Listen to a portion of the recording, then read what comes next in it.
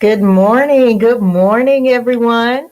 We are excited to have you. Welcome to Uncommon Faith with Regina B and LaFlower B.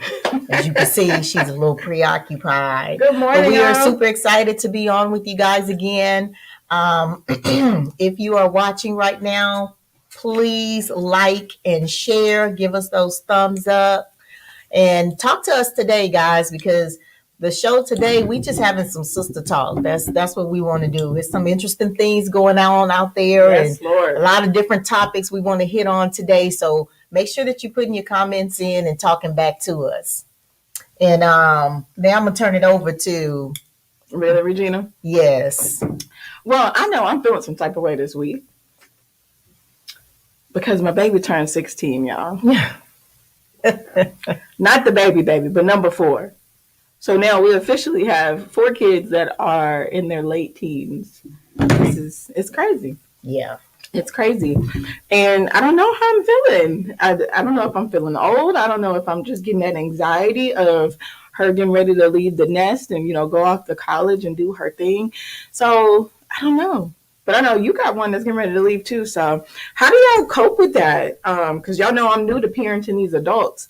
And I don't know. I just want to get emotional. I just want to hug them. I just want to kiss them, and they like get away from me. Don't talk about it. Oh, You're yeah. over exaggerating. Yeah. So that I'm on an emotional roller coaster today because today we celebrating and Yes.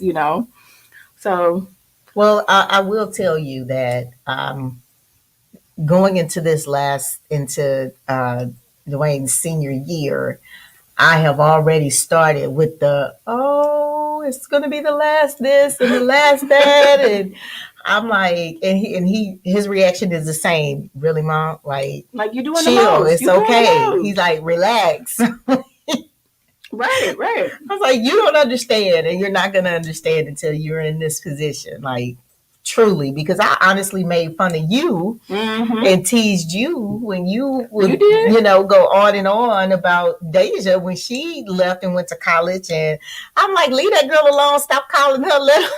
Let her enjoy her freedom. And now I'm like, oh my goodness, I think I would be worse than Flower because I'm just like, how am I supposed to process this? Exactly. It's so many different emotions. And so I started telling you about the adventure that me and the girls went on last night, y'all. Y'all get ready for this. So she definitely going through some kind of emotional something. Well, so with the oldest guys, I when she turned 16, we went and got our nose pierced together.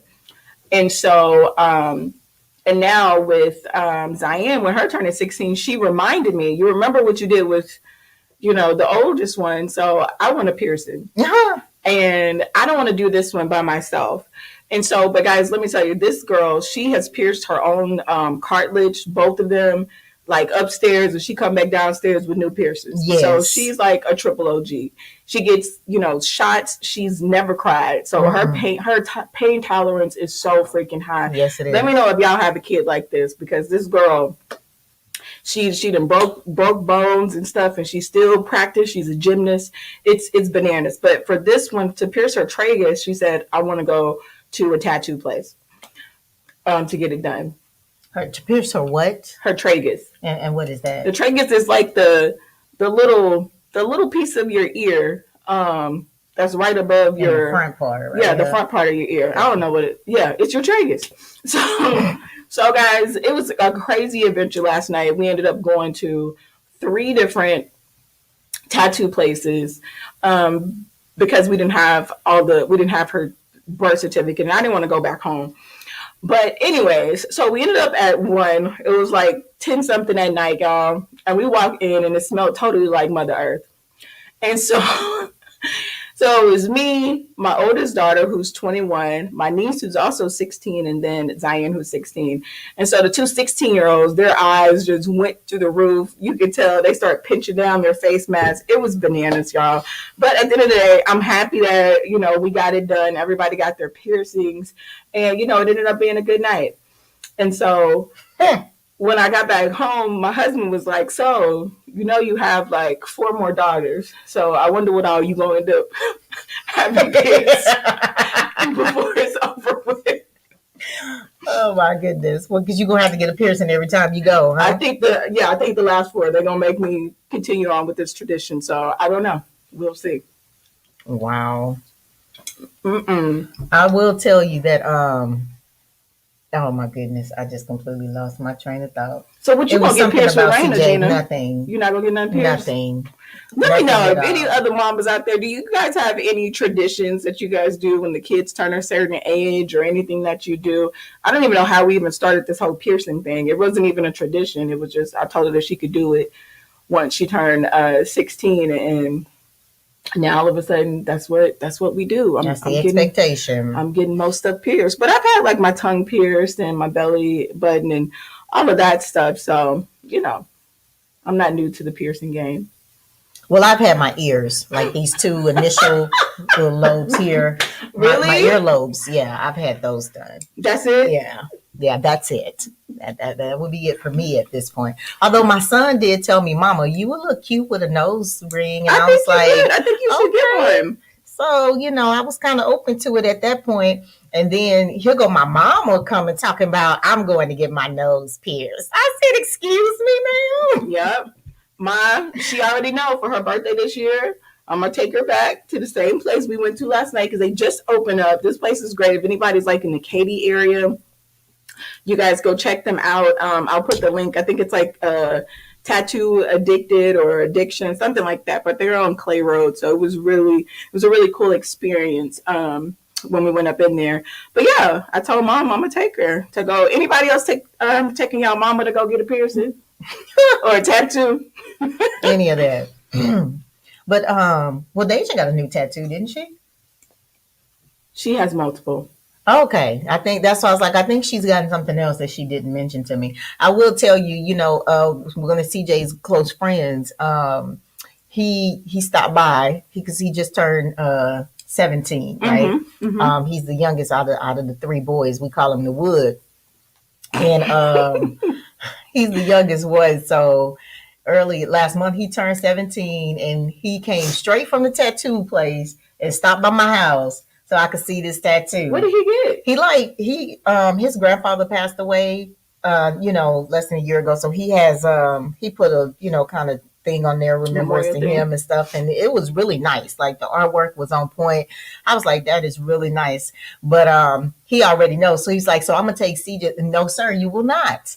So what are you gonna do when CJ gets to that point and he was telling me, like, he was arguing with me, Mama, when I turn 18, I'm going to get my tattoo. It's like, well, we'll talk about that when you get 18, but as of right now, sir, no, you are not. So y'all show up in the comments. So I want to know, have any of you guys taken your kids to go get tattoos before they were 18? I want a tattoo so bad, but I'm so scared of the needle. And it was oh my gosh, the artwork that was going on last night, I was so jealous because there was just some beautiful pieces being put on. But I guess I'm afraid of the needle and I'm afraid of the commitment because I like to change stuff so much. Like I change my hair, I move my furniture around. Like I don't like being the same for a long period of time. And so with this thing that's permanently on me, I don't know how I feel. So I guess the holes are different because you can just let them close and disappear. Well, I can change the jewelry that's in the holes. Oh, okay. Right? Or like with my tongue ring, I took it out. Like gotcha. I'm good. Gotcha. I'm good. Or with the belly piercing, you can change out the jewelry and it looks renewed and fresh. But with the tattoo, I don't know if I would maybe want to change the color, and I don't know. I'm just afraid of commitment, y'all, when it comes to that. Yeah. Well, for me, it's the pain. Yeah. Anyways, no, I'm not doing that. That's not what I'm gonna do. All right, guys. Well, but I'm trying to see where the comments at. Come on, y'all, where y'all at?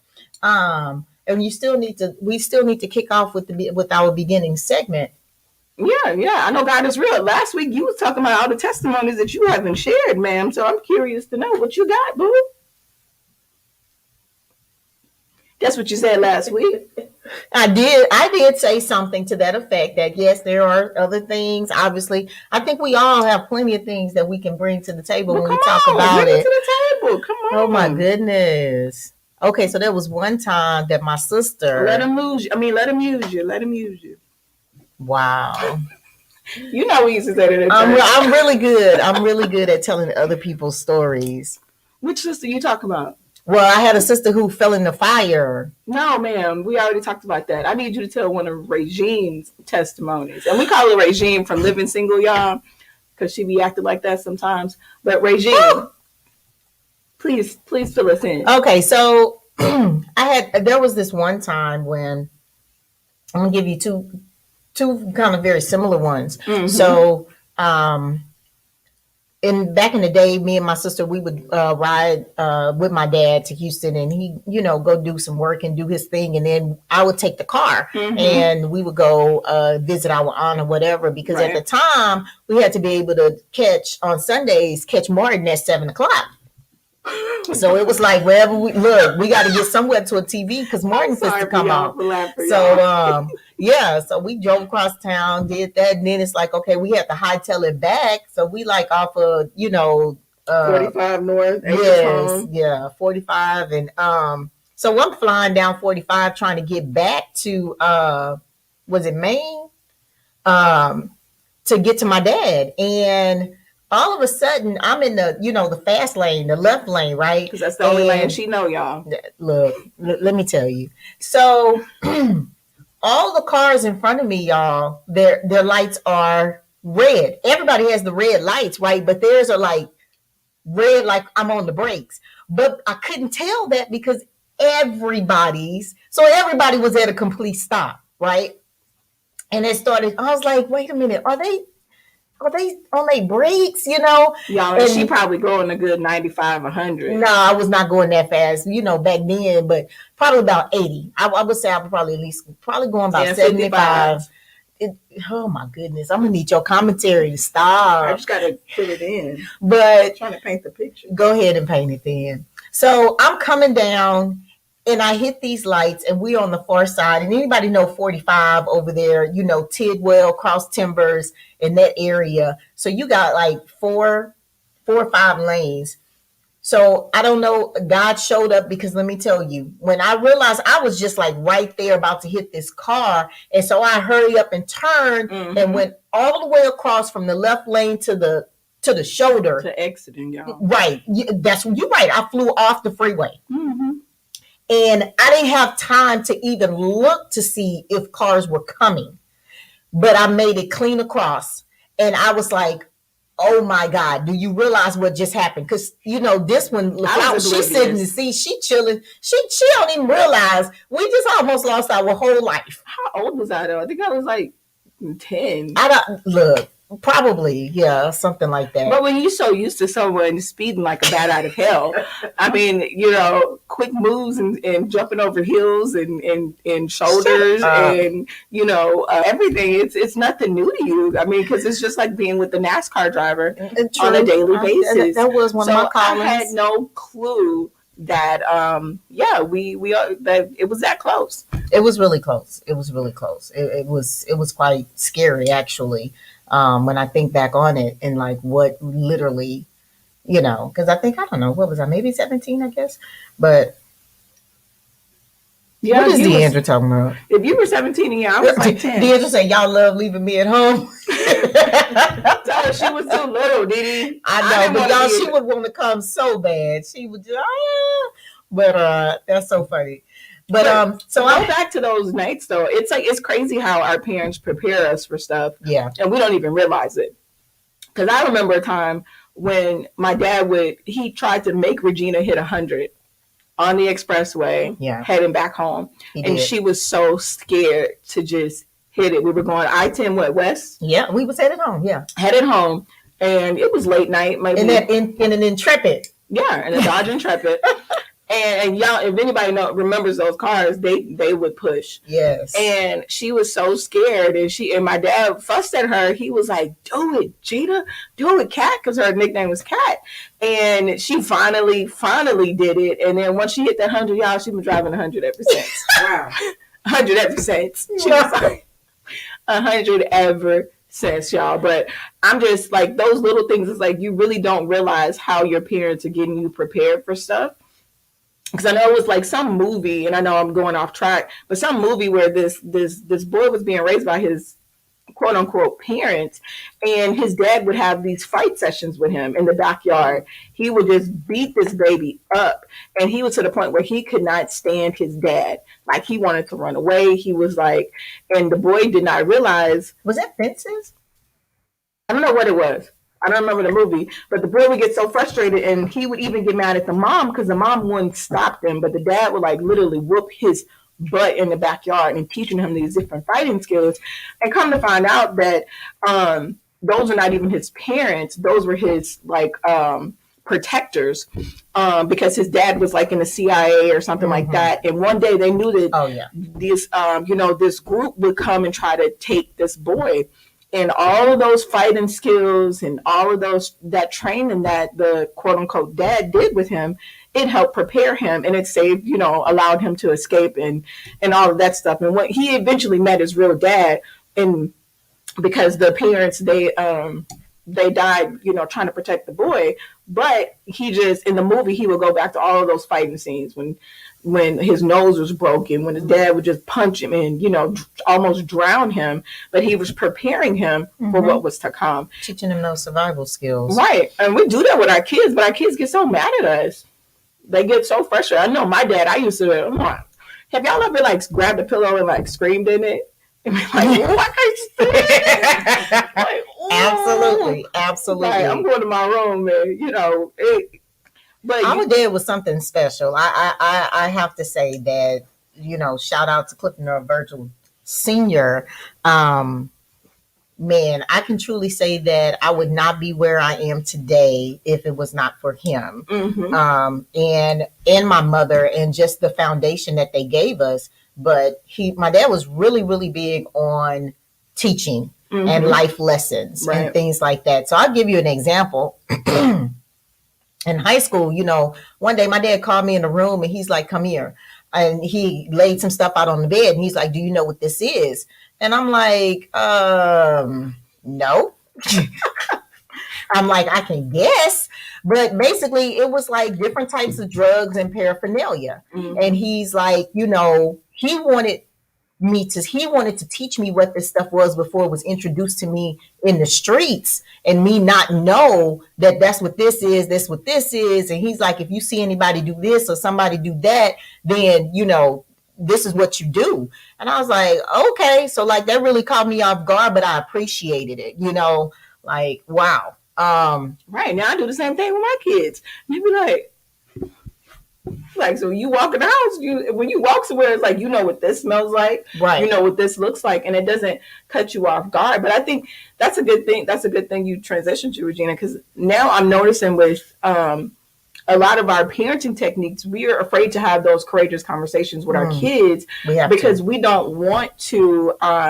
We think that if we introduce them to it, then they're going to partake in it. Or for some of us, for the saints that's out there, sometimes we think if we talk about something, then we're calling that into existence. Yeah. No, it's educating. Absolutely. You got to educate your kids. I talk to, my older kids a lot about being intimate. I'll talk to them about sex. I talk to them about those things because I remember the conversations that my dad had with you and stuff like that. And it was some real stuff, y'all. Look, I'm going to give them one example. I'm going to go and put it out there. Because there's one thing Daddy told me, I ain't never forgot it. Right? He said, let me tell you something.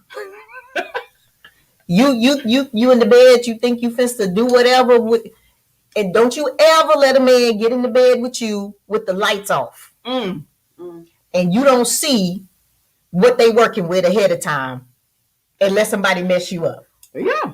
And I said, okay, but I knew that was not permission to go and do anything. Right. Because my father was very strict and he absolutely did not play that. But by him telling me that and teaching me that, I was like, okay, whenever I get to that point in my life, I always remembered that. Like, but I won't share some of the other things because I think that's a different kind of show. Oh my maybe gosh. a different kind of channel. You are a mess. But no, I think that us as women, we have to, especially with there being so many single moms out there where the kids don't have a father in their lives, or the father is not there enough to have those conversations. Right. Because even with with me and Marcus having a blended family, some of the kids per bios they're in the picture, but they're not there to have certain conversations with them real time.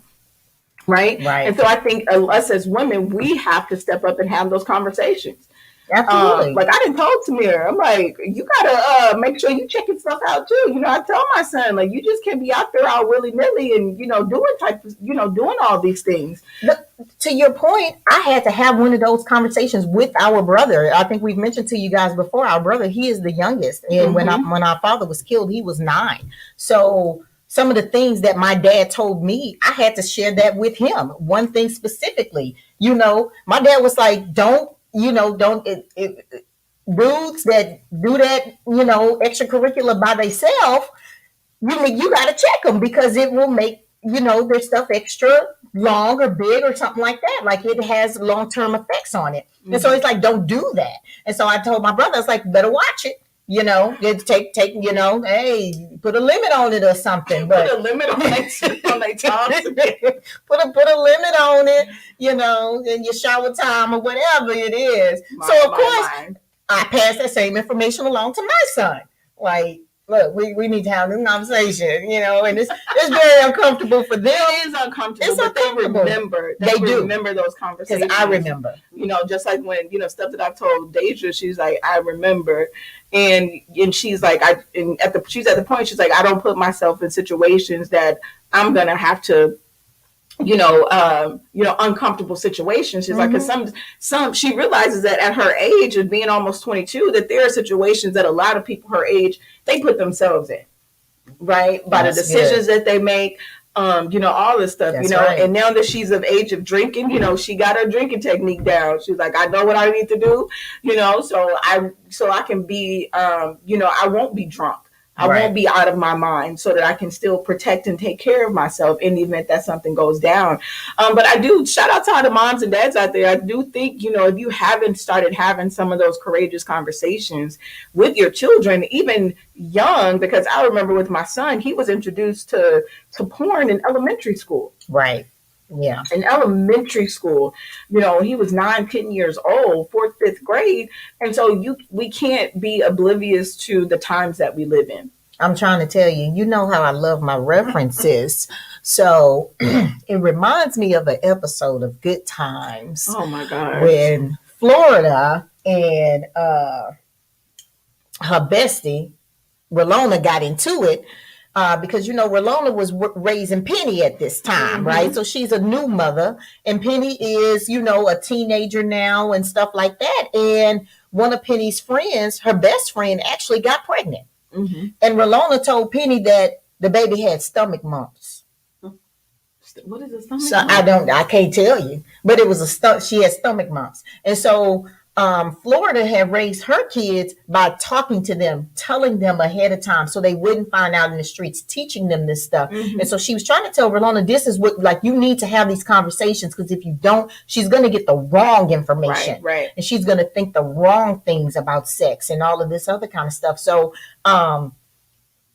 they separated, they stopped talking. Penny couldn't come to the house, all of this. Like, Rolona lost her mind. And then Florida and Penny was having a conversation because she snuck over. She was like, I was going to go get some gym shorts from her friend's house, but my mama told me I can't go over there because she got stomach mumps. But if you ask me, I think she's pregnant. Right? And so she's like, so you know about pregnancy and stuff? And she's like, yeah, And so she was about to sit down and go ahead and have the conversation because the door opened, right? But then Rolona came in and stopped it. But to the end, Penny had to go to another girl's house to borrow the shorts. And when she went to get the shorts, the girl's brother attacked her. Wow. Yeah, it was like, well, if you want me to give you these shorts, what are you going to give me? I don't remember that episode. But Yeah, okay. yeah. And I was like, okay. So I mean, even though that was back in the 70s, I guess, it still speaks to the conversation that we're having right now, and that how important it is to have these conversations. And the things like, I'm sorry, but with the internet and all the stuff that's out there, we have to have these conversations much earlier than we used to. Waiting till, we're middle school, high school to kind of really get into this. No, we got to hit this in elementary now. Right, especially because, and you know how I feel about cell phones and kids. It's like if you're giving your elementary school child a phone, you're giving them access to daggum near everything that you have access to. And y'all, I'm a tech person, and I promise y'all, even though we put these parental locks on these devices and all of these things, there are so many ways to get around these things, because kids just got to open up a new browser. They just got to go incognito, or they go to a different search engine and they're still able to come up with to search things. Or they connect to a different IP address, because you may have certain Wi-Fi things on your personal home Wi-Fi, but as soon as they connect to another IP address, they Gucci, they good. They can browse and look at whatever they want to. So that's why we suggest, to be your child's first point of education when it comes to a lot of these things that they're going to face. I know we got to go to break, but it's, we also have to talk about, a couple other things, but I know we got to go to break. So we'll be right back after you hear from one of our sponsors. The sponsor.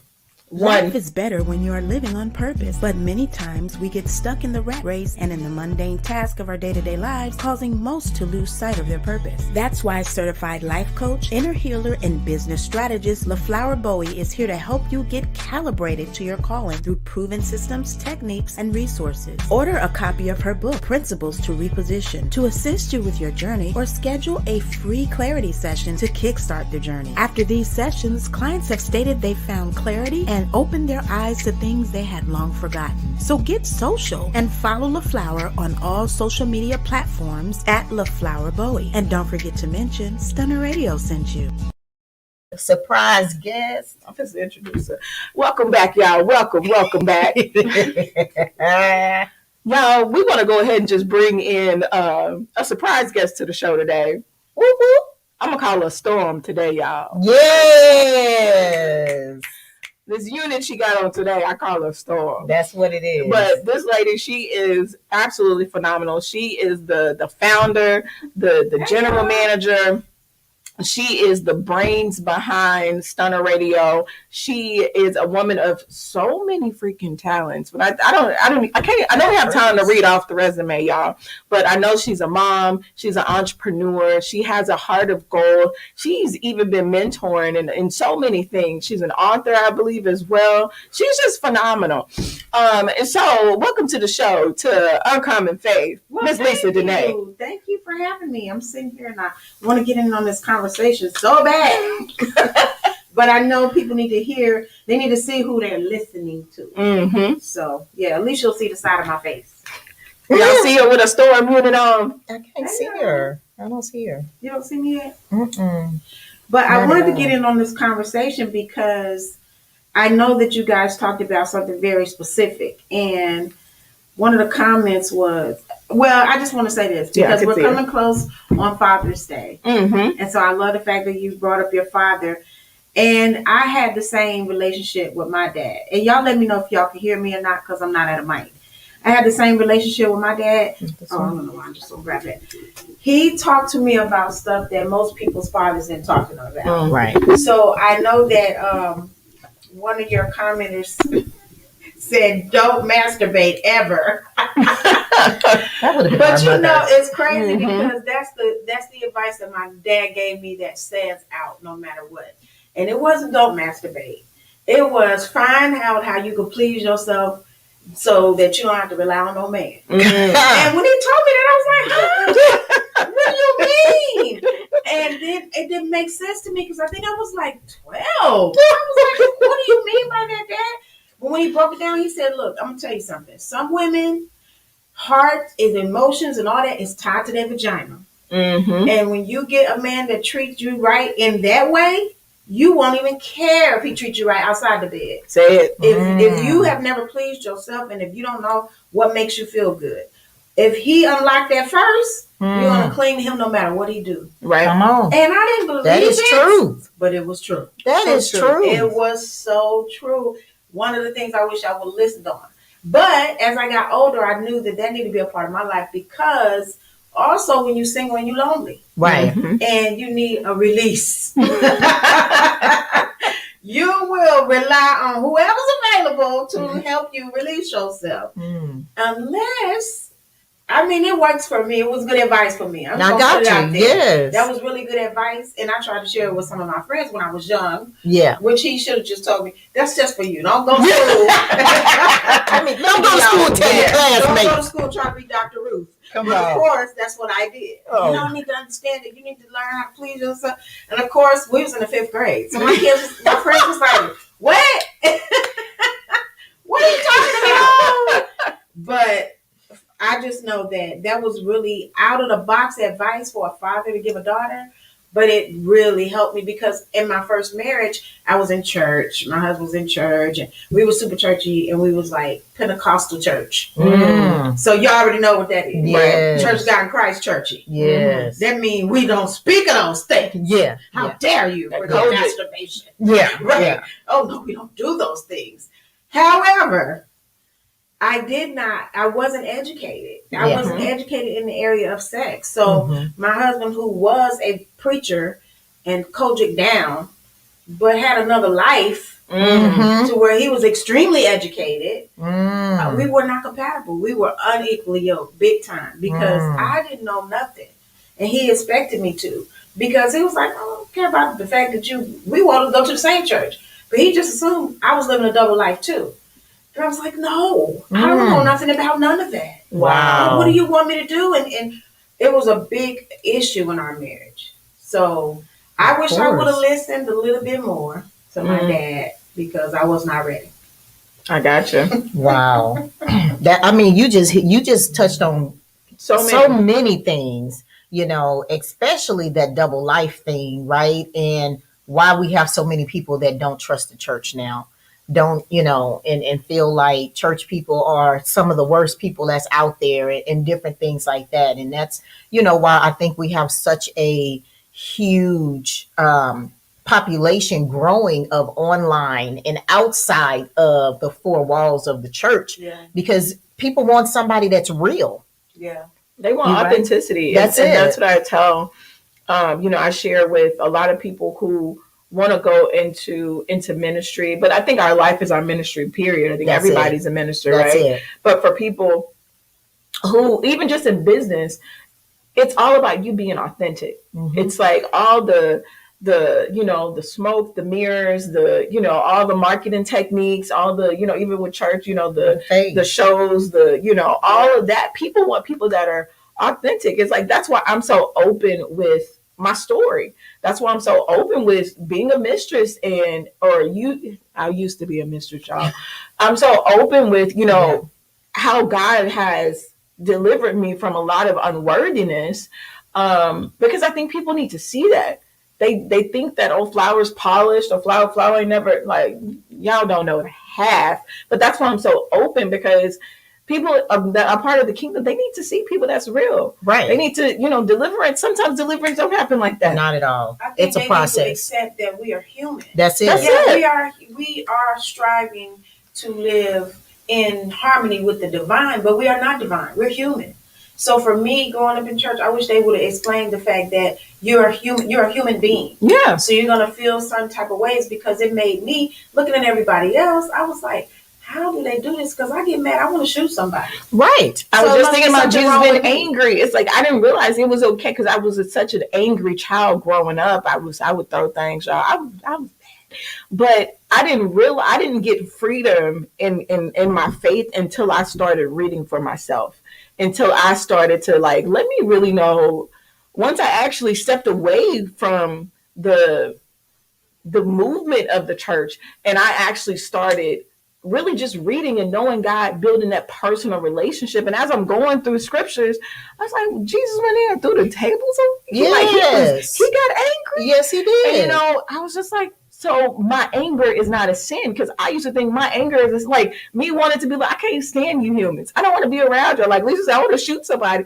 I used to think like, God, why do I feel this way? Instead of, okay, let me embrace these feelings and not stay in that place, but be able to move on. Right. That's the humanistic part that we have to embrace. It's like, and that was the point of Christ coming here, right? Is to show us that as humans in this flesh, we can do this, we can, and it's okay. And absolutely, both of you guys, I agree with you 100%. We are made to feel in church at some point that it's not okay to get upset, and it's not okay to do this, and it's not, as opposed to you can, it is, and all of this happen. Right. And it's not okay to want to feel good.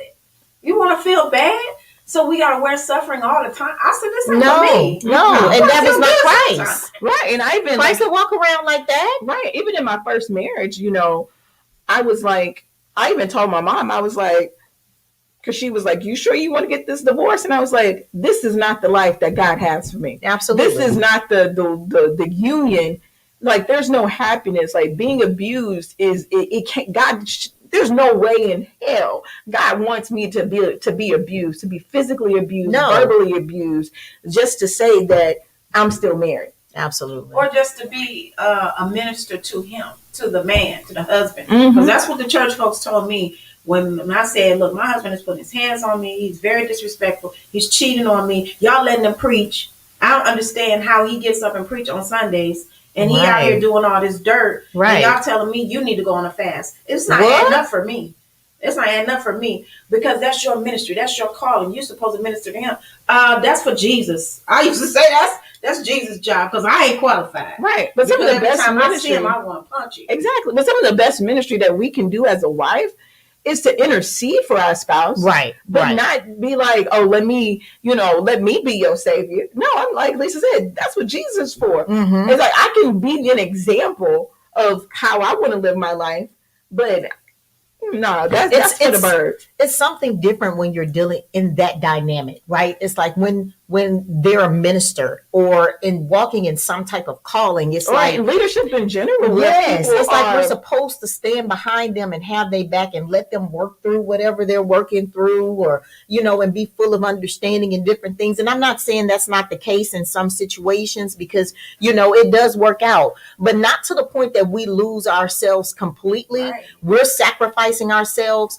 and we're not walking in what we was called to. Yeah, you called to something, but I'm called to something too. Right. And it's not necessarily just to sit back here and be your punching bag, or be verbally abused by you, and be the one that you take everything out on, while you turn around and go give them something different. So you giving me your worst while you giving everybody else your best. That's not what it is. That is not it at all. And I would say that one thing I learned from growing up in church, and church people hate when I say this, but I have to say it. One thing I learned from growing up in church is that you can justify anything. You can justify anything. You can justify killing somebody. You can justify cheating. You can justify beating somebody, because this is what they would do when I reach out for help. Well, anointed ones always get the most trials. He just going through a trial. I don't care what trial he going through. What they got to do with me? You can justify anything. You can justify cheating. Well, a man of God get more temptation put on him because. Okay. No, too much is given, much is required. And that's what the word says. Sinned. It's so much justified. And he paid the price. Y'all would make these. He paid the price, but I'm not gonna sit there with him and pay the price. That's what I'm saying. Yeah, David sinned, but David paid a heck of a price. His children died. One son raped the dog. Like, that was a lot of consequence. But he was still the apple of God's eye. Down what they used to always say. He was still the apple of God's eye. Now, saints, this is something that we have to grow in as the kingdom grows, and being the true people of God. It's like, because in my mind, that's sinful. The justification and how we do that. It's like, we can't justify sin, because God doesn't justify sin. No, he doesn't. It's like, that's what Jesus said, repent because the kingdom is here. And so that there's no justification in those things. There has to be a certain level of accountability, especially in leadership. If anything, I think that you should be held to a higher standard because of your calling. If you're going to accept what God has called you to do, and this is for everybody, whether you are in ministry, whether you are in the church, whether you are running a business, anybody that where you're accountable to people, where you're accountable to souls, you have to live up to your highest calling. So you should suffer higher consequences. A lot of these ministers and these preachers need to be set down. They need to be shut down. They need to be put on the backside of the mountain. No, I'm not God. No, I'm not judging them. But why do we leave people in places to impact more souls in a negative way? That's right. Because it's just been set up like that. It's been done for so long. And my issue is they will set a woman down for the most minute things. I got set down from being a worship leader because the one pastor told me my energy was sexual. Wait, I'm singing Jesus Be Offense. And I got on these long, not body-fitting dresses that y'all want me to wear. Yeah, looking like somebody's grandmama. How do I have sexual energy? I think that person just had a little. They was looking beyond. Way. Come on, how am I singing praise and worship with sexual energy? I got set down for that, and I was like, you know what? It's all good because I'm gonna go sing in the clubs anyway. I do more.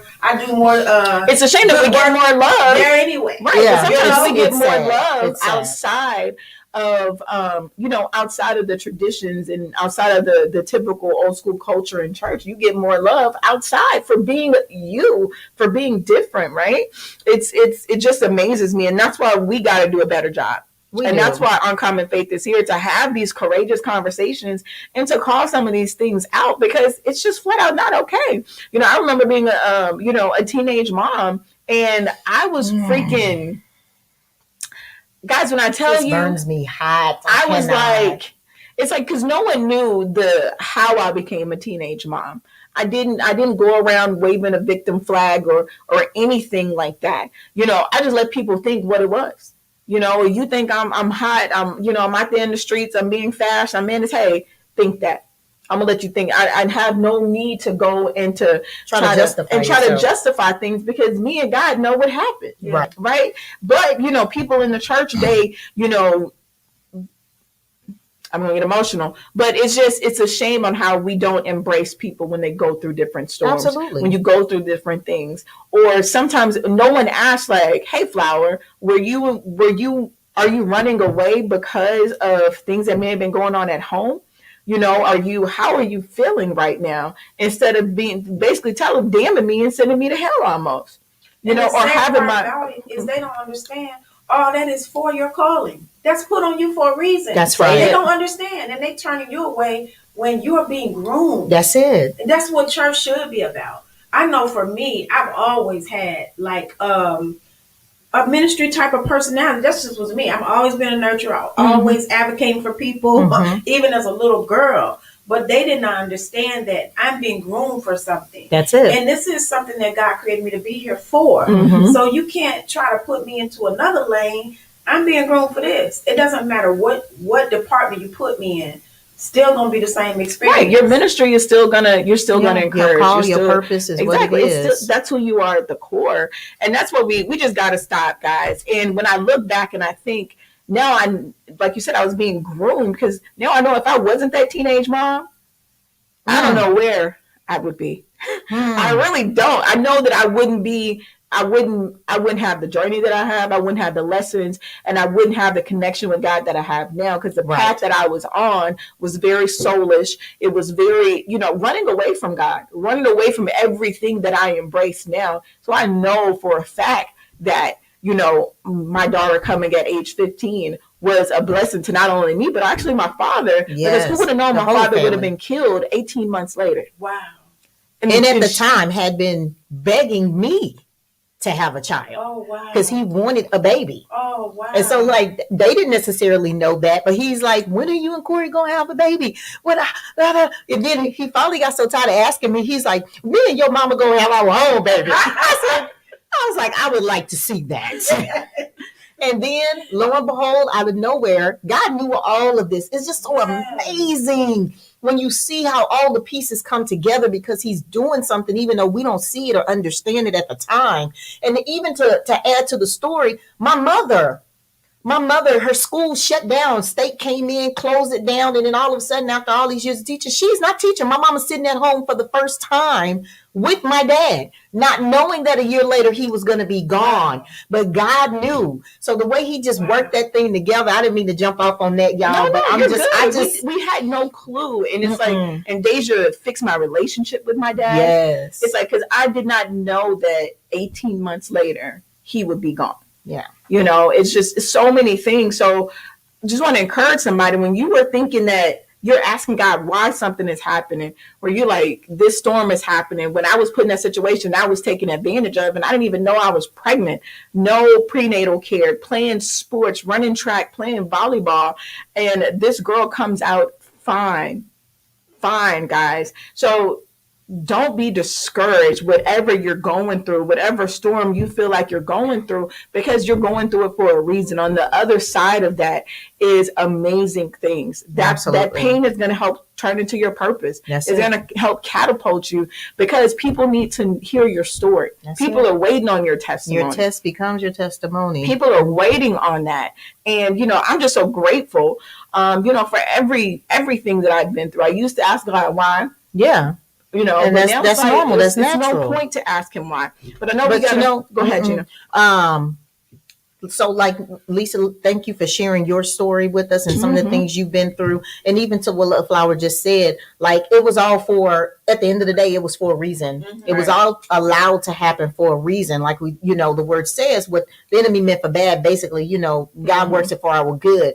So the other thing I wanted to say was, as we are speaking about the church, we know that that's not every church. That's not every, assembly or what have you. I want to give a shout out to my Temple of Grace and to my pastor, Derek Williams, because when it comes to, he was the first pastor I encountered that really showed me that it is possible to love everybody, no matter where you're at, what you're doing, and see what God sees in that person. See what we was talking about, in that you're going somewhere. God is doing something with you. Basically, you're in process, right? So we so want to judge everybody about where they're at right now and not take the time to look to see, you know what, you're going to be somewhere. Yeah. You're getting somewhere. And so being able to love people ultimately for the way God loves and see people the way God sees them. And after encountering him, I was like, okay, that became my prayer. I'm like, I want to be able to just spread this love like you do. Like it's just amazing to me. That's it. That's what we say. That's our mantra. Literally love the hell out of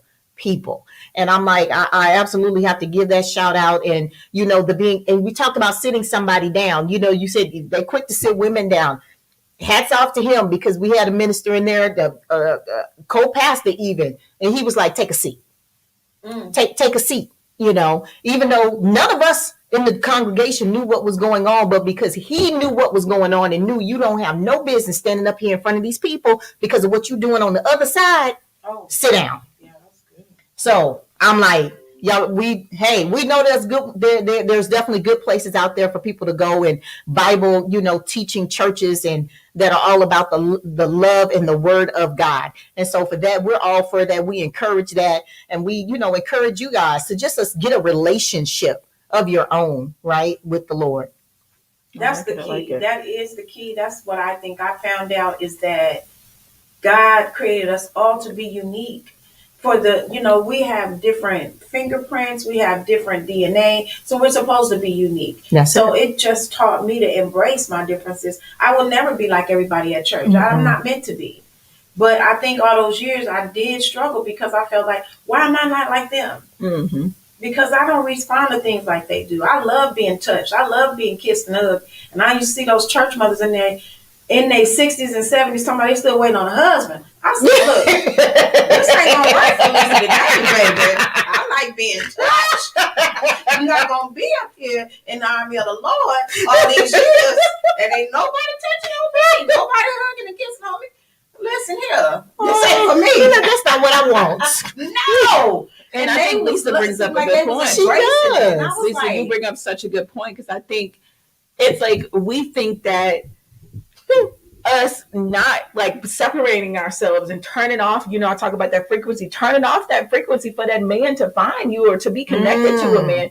We think that that's like, I look at that as like almost a mortar spirit from a woman's perspective. Yes. And no, God put us here to do so many amazing things and to co-create amazing things with the men that we are connected to. Yes. So you turning off that frequency, if you're gonna be a mother, then just go ahead and go and be a nun. Go ahead and just surrender everything. If that's what you want. No shade to the nuns out there. Do what you do. Everybody got their calling. But if you're saying you're looking for a husband, are you really looking for a husband? Are you okay with only being married to Jesus?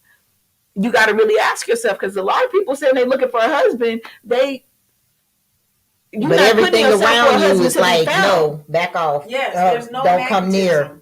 They're not going to be drawn to you if you look like you're not into it. You don't want to be touched. Right. If every time a man looks at you or gives you a compliment or something like that, you like, just get away from me. All you want, because every man is not going to come to you in a sexual manner, and I think that's why a lot of you think that, if he touched me, if I'm all of that, then it's sinful. It's not, because how you gonna find out if that man is for you if you don't have some time with him? Not sexual time. I'm not saying go give up, all of that. I'm just saying, but we just put up that brick wall, and it's just like, we got to stop, because there's so many single women out there where God may have sent you 3-4 husbands, and you didn't let them all pass you by, and you still on your knees saying, Lord, please send my husband. Right. Because he may not look like you want him to look. Come on. He may not be on the church bench with you. It might be blue collar instead of 6 figures in the office. Oh, you can make 6 figures in a blue collar. You can. Thank you, Lord. Thank you, Lord. Marcus Bowie, I love you, baby. All of that, but I think we just got to do better. But y'all know we got to transition to the sister check. We got a couple of minutes. Couple minutes, y'all. So y'all know I'll be on the gram, and actually, this one didn't come from the gram. This one came from one of my married groups that I'm in, and somebody posted a side-by-side picture of K. Michelle from before her service, that pre-surgery and post-surgery. Yeah. And the baby looked like a whole new woman. I was telling my sister, I'm like, you think she got to get a new ID because her face didn't change so much for people to even recognize her? Now, some of the wives, I was just totally surprised at how some of the wives in the group were coming for her. They was just like, it's a damn shame you can't love yourself these days. It's a damn shame. Everything was like, it's a damn shame. I was like, okay. Wow. But if you guys have seen the side by side, I wish I had it. I just want to get you guys, take on it. And for the sister check, it's like, if you have a friend that wants to do a total facial reconstruction, what would you tell her? Now, I know that she has admitted to, getting her nose done, but with me doing the measurements, it looked like, because, it's a little bit more than contoured. I did. Especially from the top of her lip. From the top of her lip to the nose, it's some millimeters missing. That's all I'm gonna say. And so that's more than what contouring and makeup can do. So I highly believe that there's more that's been done. And she looks, 10, 15 years younger. Yeah, when I saw the picture, I was like blown away. Like, what? Like, that's not K. Michelle. But then, just really looking, I was like, okay, maybe I can see her in the eyes, like okay, that is her. But otherwise, I really would have thought that was a different person. For me, honestly, the question is why? Why do you want to do this? Why do you feel the need to do this? Like, what is it coming from? What is it centered from?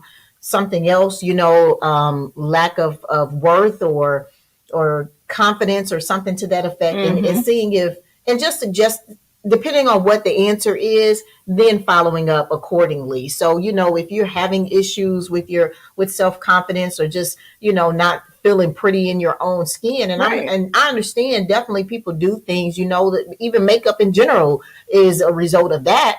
But I'm like, don't make a permanent change to your body if it's something that you can do some soul work on and find that you're good the way you are, and later on, maybe regret it, because that's something you can't go back. Wow. So Lisa. Wow, it's a huge difference. Mm-hmm. Yeah, that's not just a nose. Mm-mm. That's not just a nose. I wish you guys could see this. I know y'all can't, but that's wow. Lisa, what you say? I just feel like it depends on, for the sister check, I feel like it depends on why they're doing it, because I know why she's doing it. And a lot of people feel like it's self-love, and I really don't agree.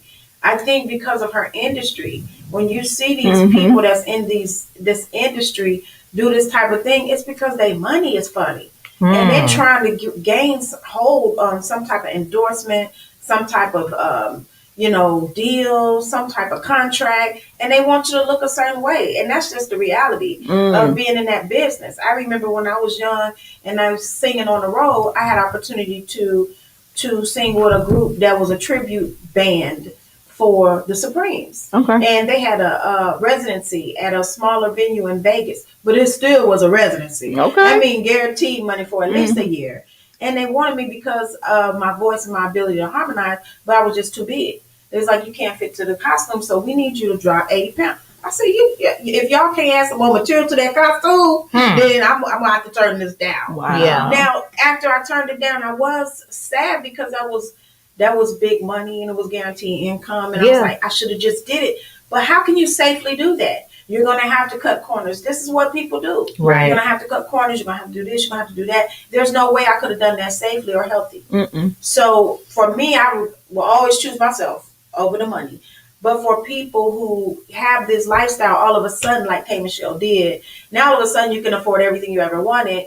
And now if that's getting taken away from you, you're desperate. You're going to do whatever they tell you to do. You're going to do whatever you think is in. Because if you look at her, she looks like she's trying to be younger. She's trying to fit this whole aesthetic, which includes Nicki Minaj, Cardi. Yeah, she's trying to fit into that category that everybody else is. Yeah, it's like Megan Thee Stallion. They all fit into the same aesthetic, right? And so for her, she did not fit that aesthetic. So she knows that's where money's at. And I just really feel like it's that type of decision. Where the money resides for her. Yeah. I think that's what it is for her. I think there's definitely truth in what you're saying. And I don't know. I still think that maybe it's a combination of both. Maybe her initial fame, I think that was even tied to the work she had done, on her derriere. Yes, absolutely. Because that brought a lot of attention to her, So maybe, to your point, if that worked initially to get her going, then maybe, doing some other changes could also add that extra, attention that she's looking for. Deandra said, I noticed the difference. It seems she struggled with self-love. It's about helping each other know how beautiful we are. And she pointed out that she dealt with abuse, and it seems in her case, it could be inner struggles as well.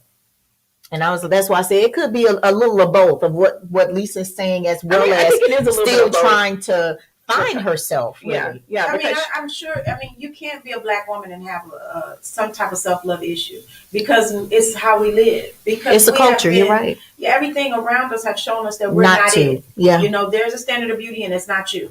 So all Black women struggle with it to some degree. But I think hers might have been more of a business decision, which at the same time is a lack of self-love, because the same, like with me, it gave me an opportunity. I was like, no, I'm not going to kill myself. I'm not going to hurt myself to fit into no costume. I'll get it another way. That's it. And I feel like so in that sense, because if she loved herself enough, she would say, well, maybe I need to go to law school. Maybe I need to maybe something maybe different. This is just over. Right. Do something different. Right. That's a good point, Lisa. And I think that she's been trying to make these transitions, and I know we got to get ready to wrap up, to help stay relevant, for her career. Because her going to Nashville she's been talking about this for years, and how she's from Memphis. And so I know the reduction of her booty, it was part health, but in me thinking long term, I'm like, did you do this in order to partially be accepted in Nashville? Because Nashville don't do big booties like that in country music, So I do think that it is part of, a business move. Yeah. But as and this is one of the things I tell my kids, every hustle doesn't last forever. Right. Hustles don't last forever. I even tell people who sell drugs, my baby, if you selling drugs right now, make you a couple bags, make you some stacks, and then figure out how to invest that money plan? into something else. Yeah. You can't stay with the same hustle for a lifetime. Mm-mm. Like you can't be the weed man forever. Okay, so I hope I don't get in trouble for saying that. But that's my mentality. And a lot of times when you're an entertainer, you try to evolve, you try to stay Yeah. relevant, but at some point, God has allowed you to make that money. Go invest it. Yeah. Go do something else. It's like, go get you some rental houses, go buy you, so you can get a residual $20,000, $30,000, and then figure out what else you want to do. Like Yeah, because everybody's not not a Janet, everybody's not a Tony that can change with the times. I think when you have these artists that are able to stay relevant for decades, I think they're the exception. Yeah, and even they struggle. And I think some of them doing Absolutely. That's difficult. Souls. It's difficult. So I think just like a sports, somebody in sports and stuff like that, that you're going to be able to be on this grind, on this hustle for a period of time. Right. And then you're going to have to pivot. Mm-hmm. And for her, maybe it's time to pivot. It's like, you done made some money, you done done what you did, but like Lisa was saying, you may be, maybe time for us to wrap up. And as we was talking about daddies, I'm gonna leave y'all with one of my nuggets of wisdom from my papa. So when you are going somewhere, I cannot, and my Deidre pointed this out in the notes. Take your pitch down. You could not go anywhere without knowing how to get back there one time. You always had to know where you were, how to get there, how to get home. And so I wanted to say that because I come across so many people that have no idea about direction, no sense of direction, where they are, anything. And especially once your children start driving, teach them how to pay attention, read a map, do these things so they can get home and get where they need to go. Right, because we couldn't fall asleep in the car. We could not fall asleep because if I fell asleep and I didn't know, my daddy would ask me the next time, tell me where to go. And if I could not tell him, it was a whole problem. Believe that. Yeah. Because if we ever got separated, he wanted to make sure that we could get back home, that we knew how to get we home. were. And so there was no fall, especially if we was in the passenger seat, there was no falling asleep. Like, I need you to be alert. I need you to know what's going on. Because if anything goes down and we get separated, you need to know where you at and how to get back home. That's even more important nowadays. Exactly. Right. Well, we love you guys. We pray that you have an amazing week. Thank y'all for chilling with us today. Yes, awesome Thank show. Lisa for hopping in. Lisa. We're going to have to officially have Lisa. So y'all can see her in this dynamic storm she got going on. Exactly. Well, grace and peace to everybody. You guys have an amazing week. Until next time. Bye-bye.